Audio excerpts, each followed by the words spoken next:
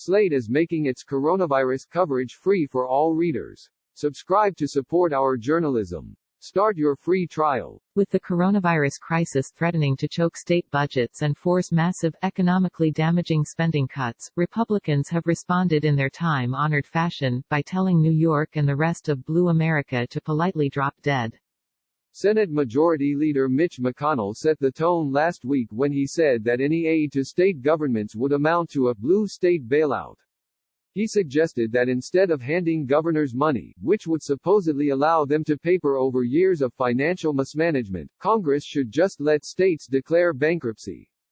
On Tuesday, meanwhile, Donald Trump signaled that he might be willing to discuss aid with Democrats in Congress, but only if states bend the knee on immigration policy. The problem with the states is that we're not looking to recover 25 years of bad management, and to give them the money that they lost. That's unfair to other states, Trump said. Now if it's COVID-related, I guess we can talk about it. But we'd want certain things also, including sanctuary city adjustments, because we have so many people in sanctuary cities. What's a bit odd about all of this is that GOP leaders are acting as if they have an upper hand on this issue, because only Democratic strongholds like New York and Illinois are in trouble. In fact, nothing could be further from the truth. Red states are also fiscally screwed thanks to the coronavirus, and in many cases may be in worse shape than supposedly irresponsible blue states. It's unclear why, exactly, some Republicans appear convinced that only political entities that happen to be run by Democrats are about to experience a financial rout. Perhaps it's because the biggest coronavirus hotspots have tended to be in places like New York, New Jersey, and Michigan. But economic activity has frozen all over the country as governors try to slow the pandemic, and even if Georgia or Texas attempt to reopen a bit early, that won't save them from the shockwaves of a deep national recession.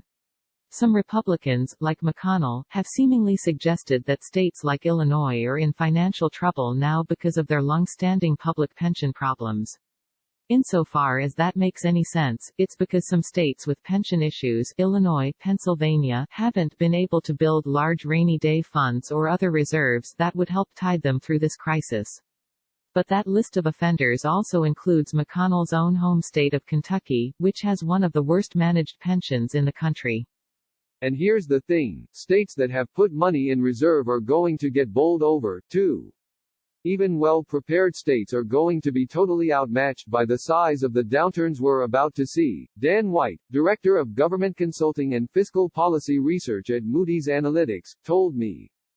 Earlier this month, White and his colleagues published a forecast showing that, due to the coronavirus crisis, the vast majority of states are likely to face serious budget shortfalls over the next year that will more than devour their entire rainy day funds, and that some of the worst emergencies are likely to be in swing states and in deep Trump country.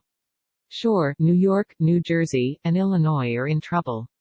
But so are Florida, South Carolina, Oklahoma, Missouri, Indiana, Arizona, Mississippi, West Virginia, and plenty of others, including, yes, Kentucky.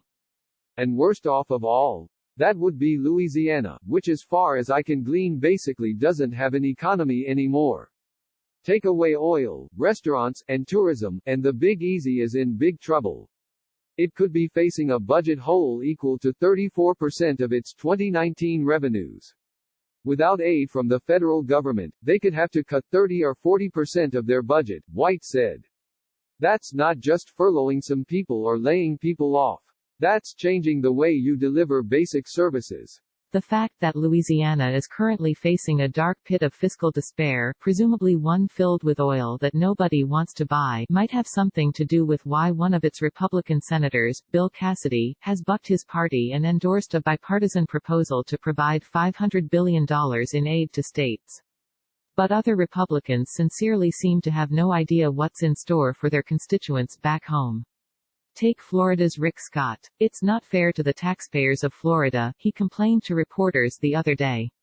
We sit here, we live within our means, and then New York, Illinois, California, and other states don't. And we're supposed to go bail them out? That's not right. Back in reality, his state is facing an almost 20% budget shortfall, the fifth worst in the country. California, on the other hand, is among the best prepared, because, contra its reputation as a fiscal basket case, the state spent years fixing its budget and building up a rainy day fund. It's looking at a 3.4% shortfall. 1. These projections could also be understating the severity of what states are now facing. Many aren't actually allowed to draw down their entire rainy day funds in 1 year, and the recession could also be longer and more severe than the baseline scenario Moody's estimates. If joblessness peaks at 17% and lockdowns last past the second quarter, even states like Texas could start to run through their reserves and face shortfalls. But don't let those details obscure the simple bottom line: few if any states are going to be spared in this economic crisis.